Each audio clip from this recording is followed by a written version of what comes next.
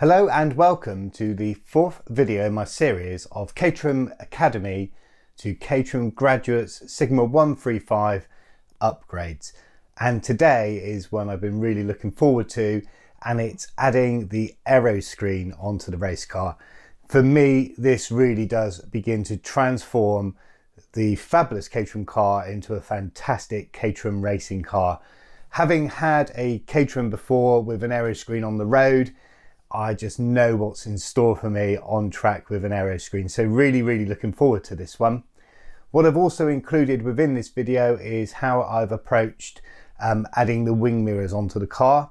But also, as you would know in this series of videos, it's really important for me to move from a road configuration to track and back again.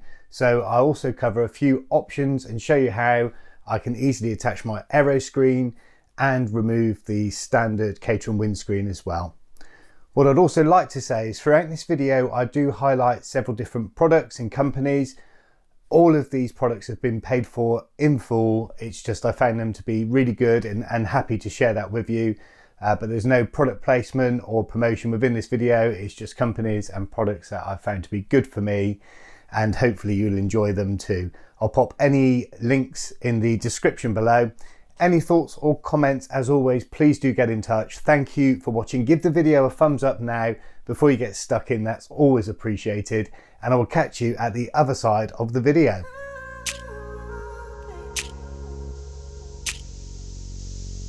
First, I'm going to remove my existing mirrors from the windscreen sanctions. I must say I've been very happy with these mirrors throughout the 2020 season. They are the Racetech convex mirrors.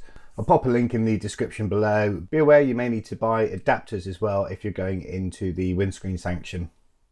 I then remove the gaffer tape between the top of the windscreen and the top of the roll cage. We use this to prevent rain from dripping down the inside of the windscreen when racing.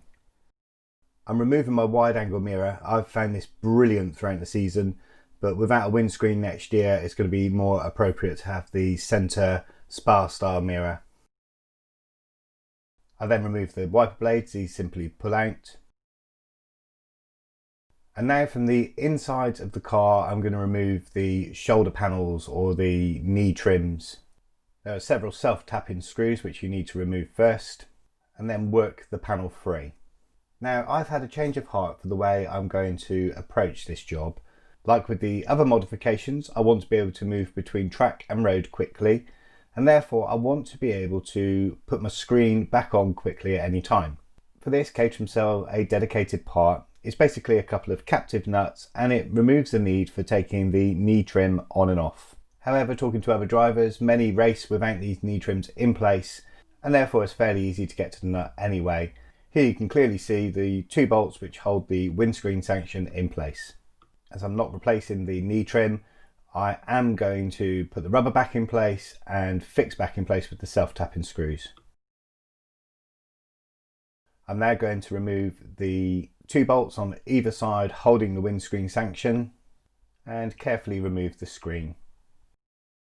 I'm going to be changing the colour scheme for 2021 on my car, so I'm going to take the opportunity to remove the wrap from the scuttle ahead of the next step of fitting the riv nuts. I'm putting the kill switch protector back into place to make sure my screen is positioned correctly. There's no direct guidance to how or where to position the screen. I want to position the screen in such a way that I can retain my windscreen wipers. I've also studied several other cars I've seen with this type of screen fitted, and I'm following suit with roughly where it's positioned. What is important before commencing this job is consider what's underneath the scuttle and what potentially might you be drilling down into. Give that due consideration before commencing. With the windscreen in place, I'm marking the furthest bolt hole only to begin with. I'm using the nylon style bolts which are used for holding the wings in place and the corresponding rib nut. I want to position one bolt first to make sure the screen is held correctly in position for me to mark the other bolts. With the screen back in place, I'm going to mark the position of the next three bolts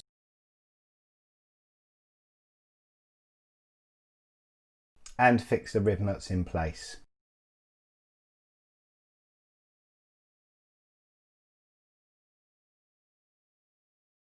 This leaves just one more bolt and rivet nut to position. At the moment this is obscured by the kill switch protector. So I quickly remove the protector, mark, drill and attach the final rivet nut. And that completes the installation of the Aeroscreen.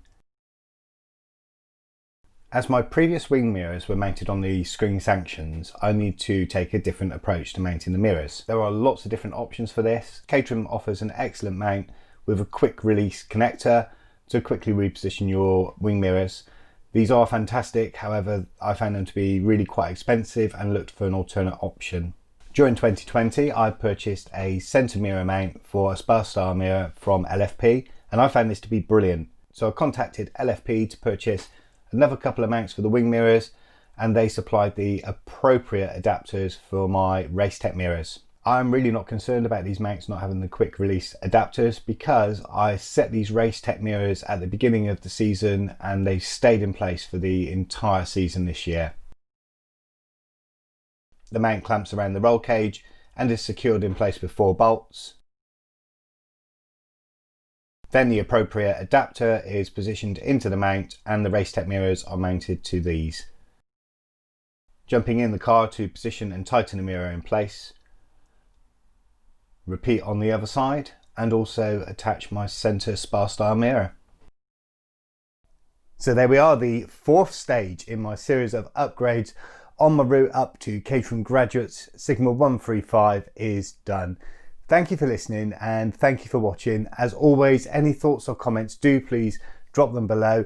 Give the video a thumbs up if you've not done so already and please do subscribe, and I look forward to seeing you next time for more upgrades.